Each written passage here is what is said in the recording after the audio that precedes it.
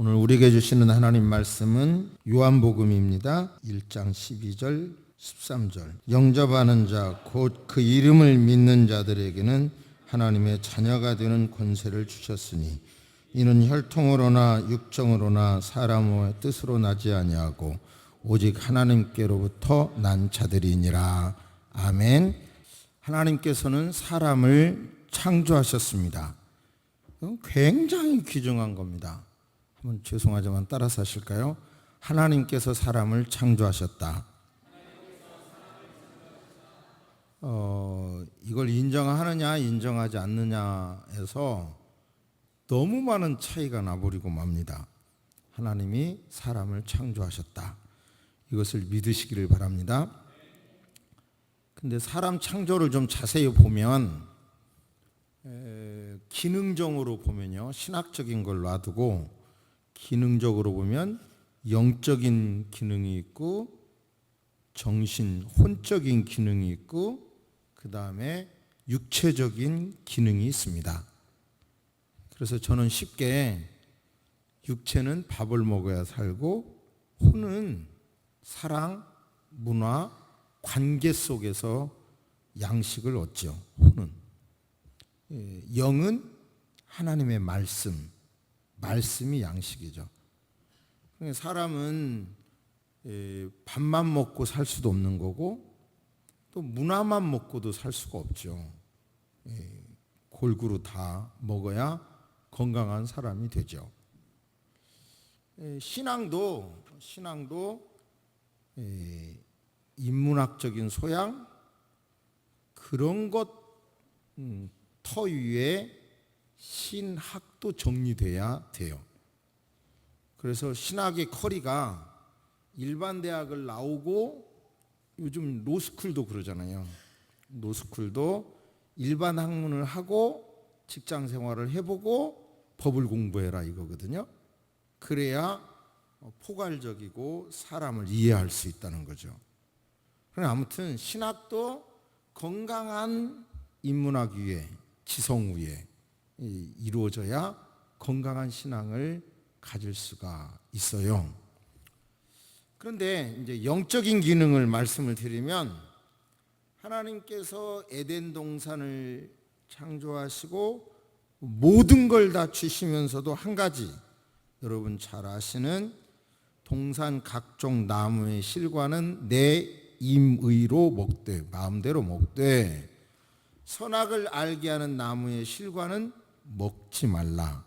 내가 먹는 날에는 정령, 우리는 정령이라는 단어를 별로 안 쓰니까 쉬운 사용하는 단어로 말씀드리면 반드시 죽으리라 말씀하셨죠. 그런데 선악과를 딱 먹으셨잖아요. 금방 죽은 거예요? 우리가 말하는 죽었다, 호흡이 멈췄다, 뇌파가 정지됐다, 또는 심장이 멈췄다, 그거 아니잖아요. 아담이 선악과 따먹고 죽은 것은 즉시 죽은 건 영이 죽은 거고, 그 다음에 육체는 점점 죽는 거고, 제가 정리를 많이 해봤는데요. 혼은 이제 근원이 어떤 건강하지 못한 그 근원의 샘물이 자꾸 나오는 거예요. 그러면서 점점 죽어가는 거예요, 혼도. 그러니까 여기서 아주 중요한 것은 영이 죽었다. 그러므로 예수님을 믿음으로 영이 산다.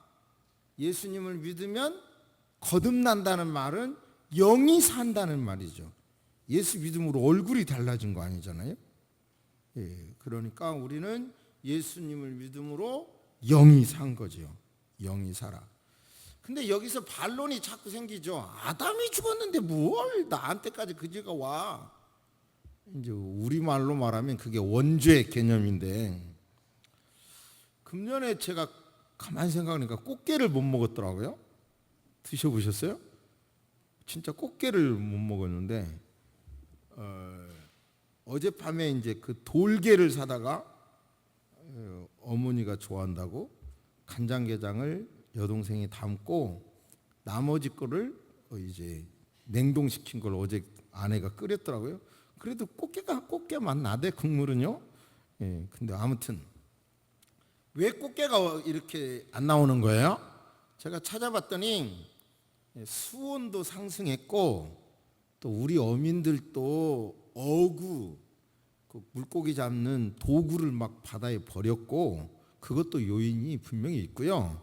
또 하나는 중국 어선이 24시간 그 산란기 때는 안 잡아야 되는데 뭐 1년 12달 24시간 막 그때도 잡아버린다는 거예요. 그러면서 방법도 저인망 쌍끌이 방식으로 바닥까지 쓸어버리니까 치어가 씨를 말라서 그런데요. 그러니까 알을 잡아버리면 씨가 마르죠. 그러니까 아담이 성경 전체 내용에 보면 대표예요. 인류의 대표. 그러니까 어미고기가 잡히면 그 안에 있는 알도 잡히듯이 아담이 타락하니까 모든 인류가 타락한 거죠. 그래서 한 사람의 범죄로 모든 사람이 죄의 멍에를 죄인으로 태어난 거죠. 이 문제에 대해서 에레미야서는 아주 재미있는 표현을 쓰고 있어요. 흑인 구수인이 그 피부를 표범이 그 반점을 변할 수 있겠느냐? 변할 수 없지 않느냐. 악에 익숙한 너희도 선을 행할 너희가 선을 행할 수 없다 이 말이에요. 그러니까 우리 사람은 도덕적인 훈련을 하고 해도요 근본적으로 아차하는 순간 돌아가 버리지 그렇게 본질적으로 변하지가 않죠. 변하지 않습니다. 변한다고 생각해도 저부터서도 여전히 안 변해 있는 저의 모습 항상 봅니다. 죄라고 하는 걸 보면 원죄가 있죠. 이제 이건 여러분이 많이 들어본 단어니까 설명을 해봅니다. 하마르티아라는 단어는 관역에서 벗어났다는 의미인데 잘 따져보니까 원죄예요. 원죄. 그리고 아노미아라는 단어는 불법, 파라투토마라는 단어가 있는데 진리에서 벗어난 모습, 오페일페마라는 단어는 의무를 감당하지 않은 죄, 그런 거를 말해요. 그러니까 여러 죄가 있죠 성경에. 그런데 구원은 죄가 하나만 있어도 구원을 못 받는데요. 구원은 과정은 틀릴지 몰라도 정답은 맞아요. 원죄만 해결되면 구원을 받아요.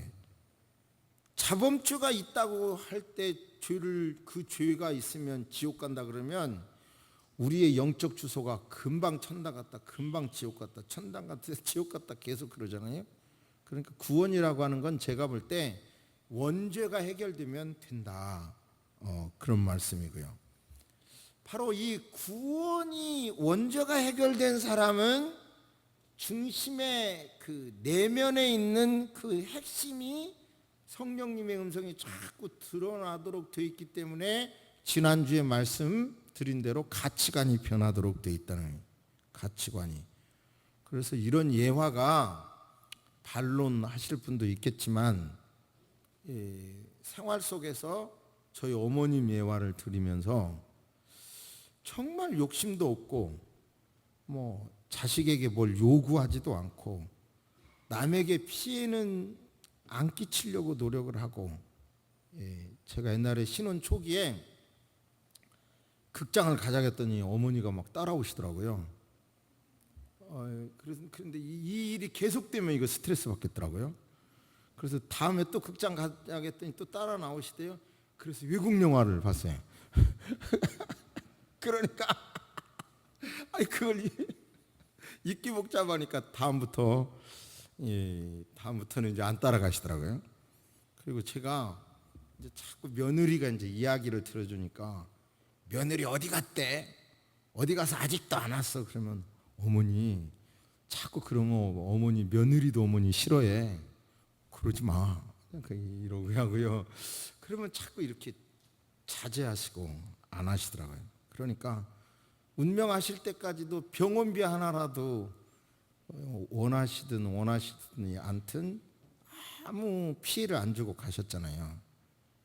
그런데 아무것도 가지려고 않고 달라고도 않고 불만도 안 하시지만 진짜 생각을 해보니까 저희 어머님 밑에 동생이 욕심이 많으시거든요. 막 다 가지려고 하고 막 그러는데 그 이모보다 훨씬 많은 걸 가졌고 행복하게 살았고 그러시더라고 어머니도. 그죠? 아무것도 욕심 안 부려도 말씀대로 그냥 욕심 없이 사셨지만 그 시대에 88 드신 어머니로서 그 연령비에 비해서 뭐 교인들, 며느리, 아들 뭐 이런 사랑받고 또 부족함 없이 살았잖아요. 그러니까 확실히 나는 어머니 장례를 보면서 또 한 번 생각했어. 말씀이 진리다. 정말 주는 것이 받는 것보다 복되다는 말씀도 진리고 어머니 삶을 놓고 볼 때 정말 진리구나 이런 생각을 들었고요. 오늘 말씀을 통해서 믿는 자가 받는 복이 있거든요. 그 복을 지난주에 말씀하고 지난주에는 믿는 자는 자연스럽게 가치관이 변하도록 됐다는 말씀이고 오늘은 믿는 자가 정말 받은 권세가 뭔지 그것을 말씀을 통해서 확실하게 좀 깨달으시기를 주의 이름으로 축복합니다. 아멘.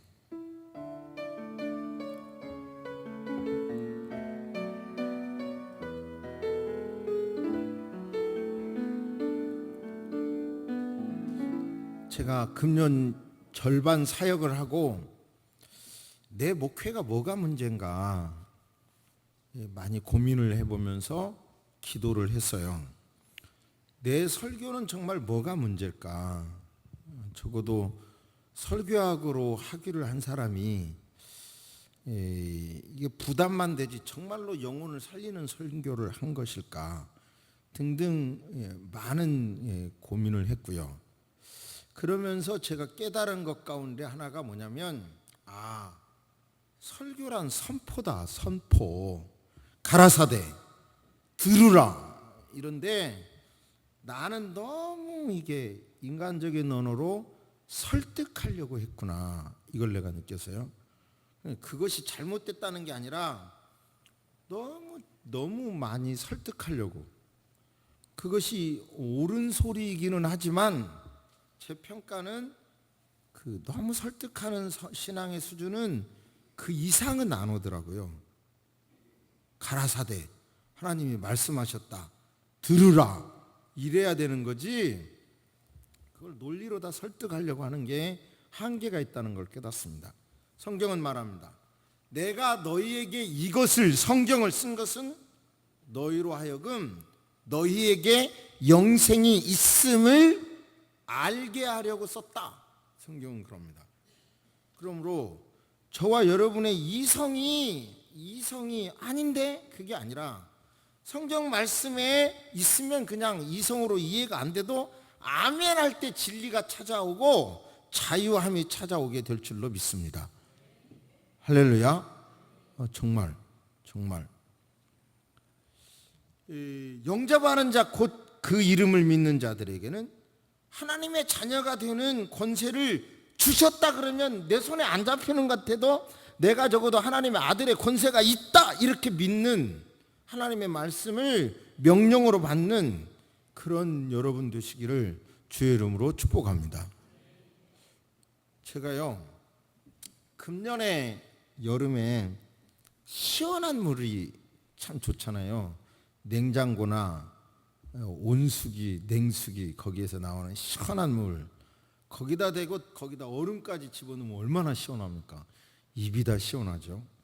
근데요 어느 분 만나니까 고기를 먹어도 몇 점만 먹고 물을 마셔도 미지근한 물 마시고 그래서 왜 그러세요? 그랬더니 그분은 나이가 드셨는데도 60이 다 됐는데도 똥배가 하나도 없어요. 그래서 왜 그러시는데요? 그랬더니 하는 말씀이 찬물보다는 미지근한 물이 건강에 좋고 몸에 좋고 그렇다는 거예요. 그걸 알고 자기는 여름에도 미지근한 물 먹는데 시원한 거 안 먹는데 그래서 나도 해봤어요. 커피도 냉 커피 안 먹고 미지근한 커피 먹어보고, 그것도 괜찮던데요.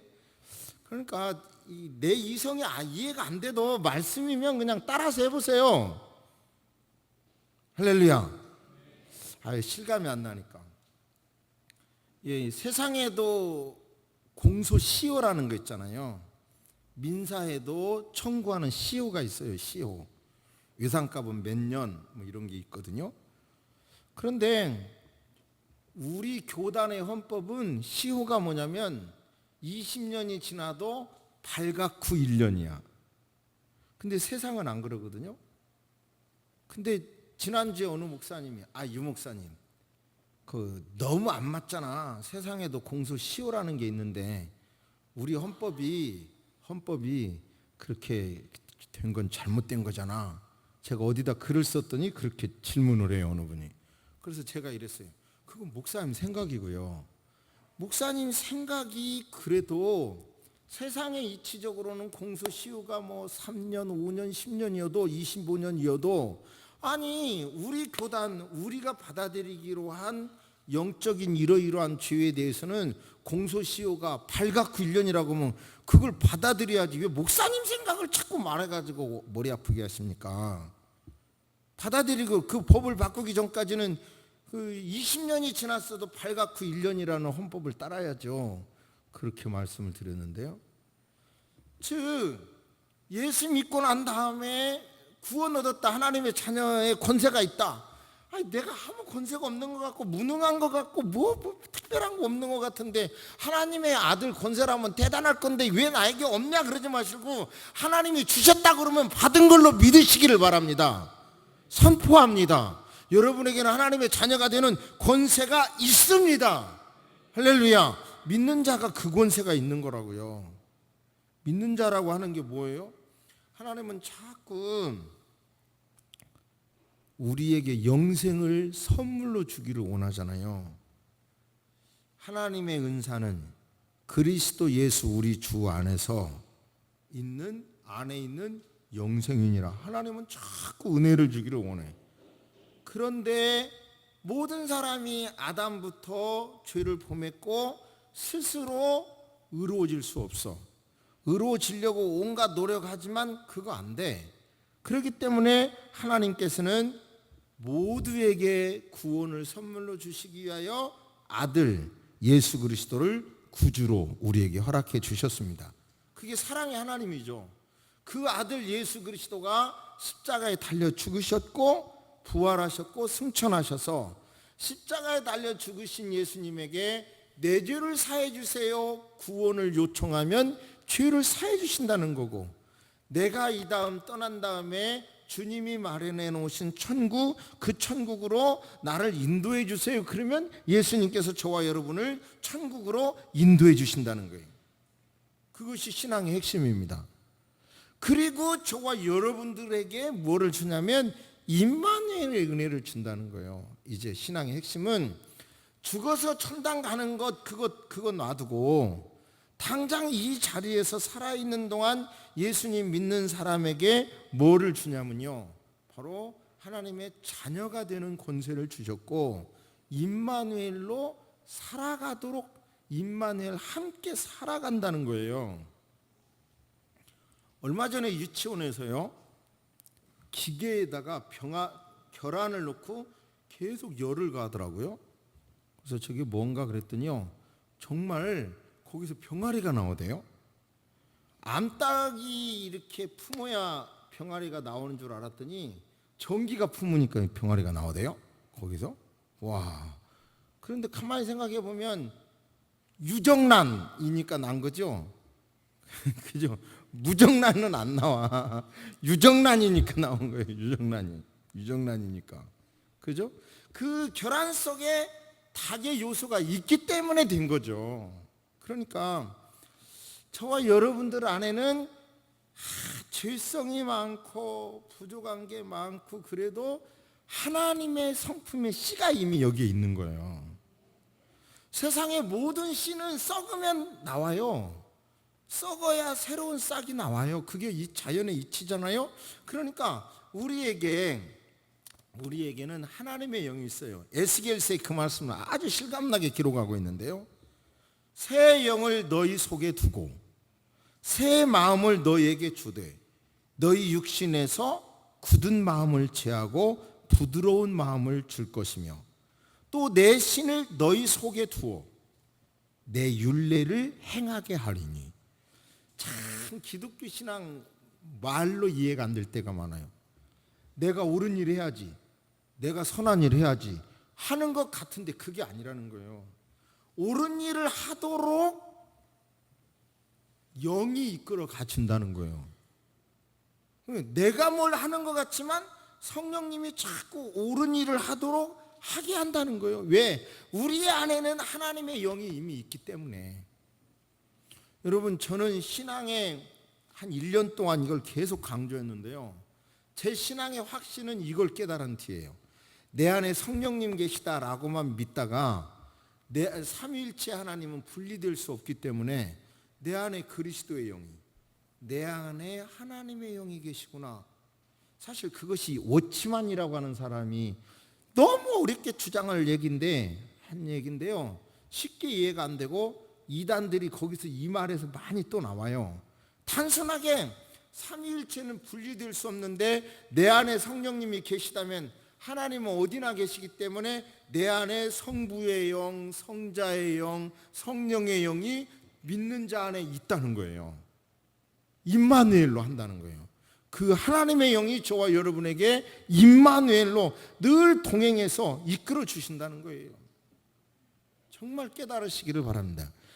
예수 믿고 받은 이 놀라운 권세라고 하는 게요, 권세라고 하는 게 다른 게 아니라 내가 어떻게 살든 어디에 있든 내가 죄인이든 어쨌든 간에 성부, 성자, 성령님이 내 안에 오셔서 나와 함께 살아주신다는 거예요.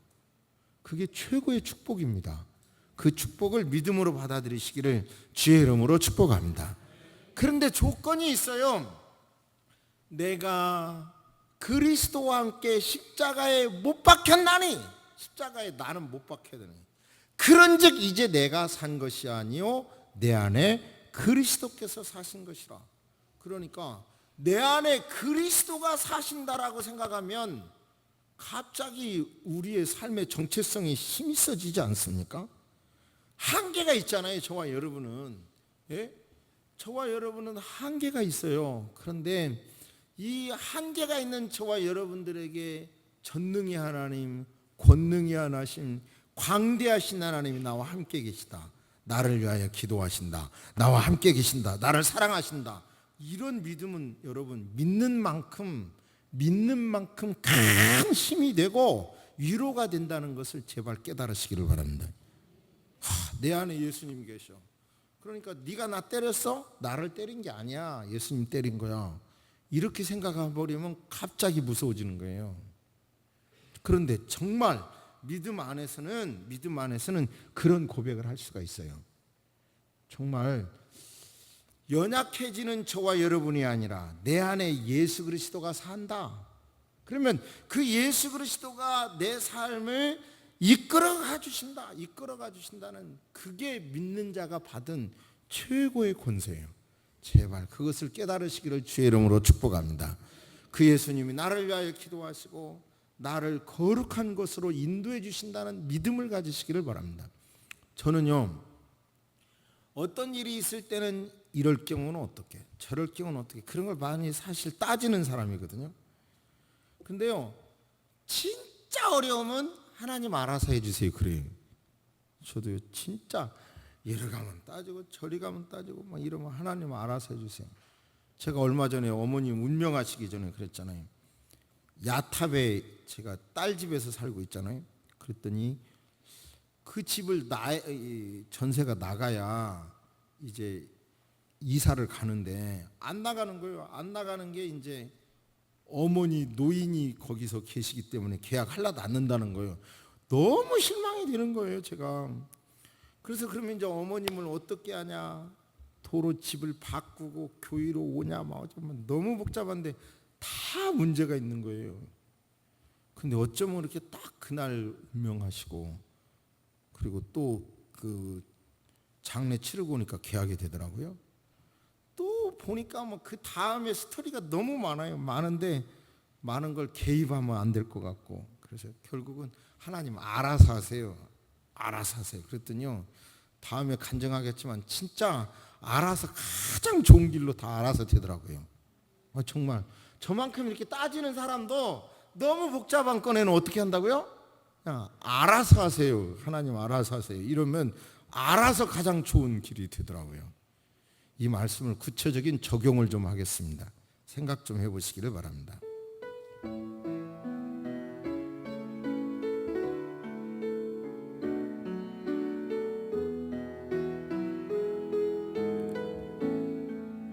베드로 사도께서 주는 그리스도시요 살아계신 하나님의 아들이시니다 라고 고백하자 예수님께서 내가 네게 이르노니 너는 베드로라.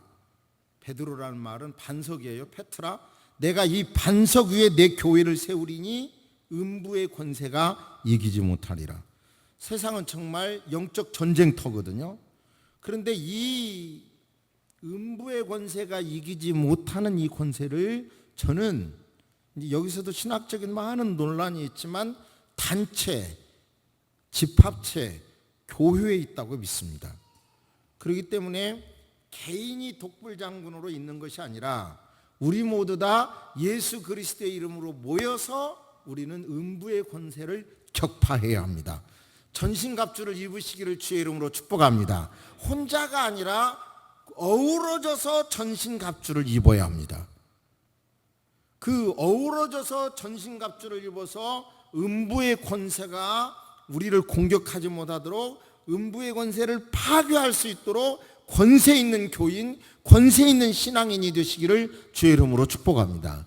우리에게 뭐가 가장 중요하냐면 믿음인 거예요. 믿음. 자, 이제 예수님께서 나와 함께 계시니까 이 세상에서도 나는 행복할 거야. 행복한 거야. 행복할 거야. 죽은 다음에는 물론 이 땅에서도 좋은 거야. 여러분, 짐바브라는 나라가 있는데요. 이런 게 있어요. 나라가 전체 돈이 예를 들어 1,000만 원이 있다고 그래봐요. 1,000만 원. 그런데 돈을 1,000만 원을 더 찍어서 2,000만 원을 만들어. 나라의 재산을. 돈 유통하는 돈을. 그러면 이제 가격이 떨어지니까 달러 대비가 떨어지니까 수출은 늘어요. 수출은 늘어. 그런데 이제 인플레이션이 계속 되죠.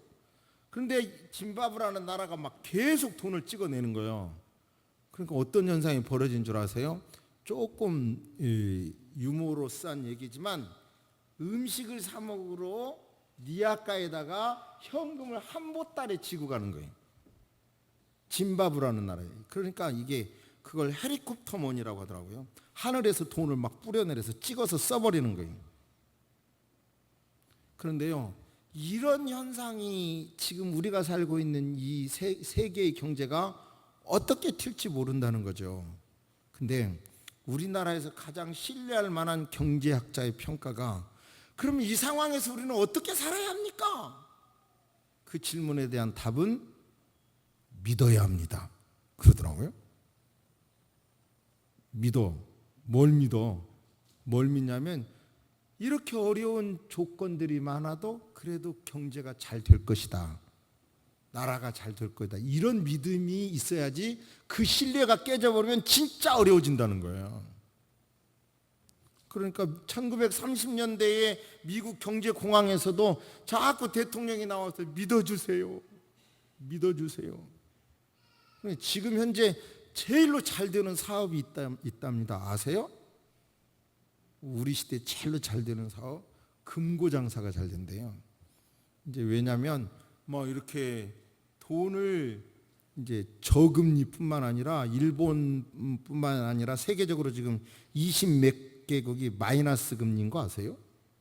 돈을 맡긴 보관료 달라고 해요. 지금은 은행에서. 그러니까 애따 모르겠다. 집에다 보관한다고 금고 사다 놓고 보관한다고 하는데. 그러니까 이렇게 변하는 세상에서 어떻게 살아야 합니까? 그 교수 답은 믿어야 합니다. 나라를 믿어야 되고 잘 될 거라고 하는 미래를 믿어야 되고 그거를 안 믿으면 무너집니다. 앞뒤가 안 맞잖아요. 그러나 정답인 걸 나는 깨달았어요. 여러분, 저와 여러분들의 상황에서도 우리 믿는다는 말 많이 하는데 믿으시기를 바랍니다.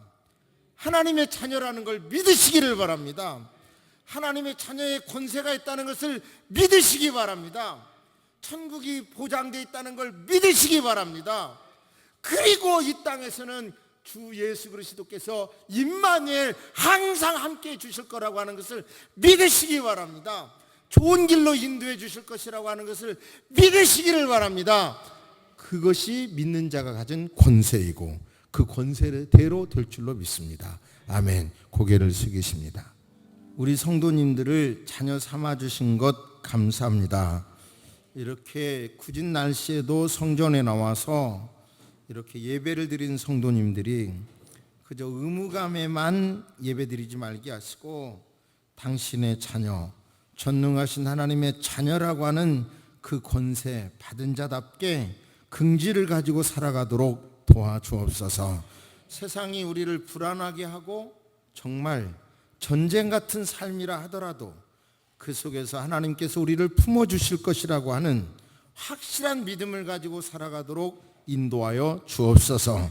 지금은 우리 주 예수 그리스도의 은혜와 우리 하나님의 놀라우신 사랑과 성령님의 감화 감동 교통하심이 이제로부터 영원토록 함께 있을지어다.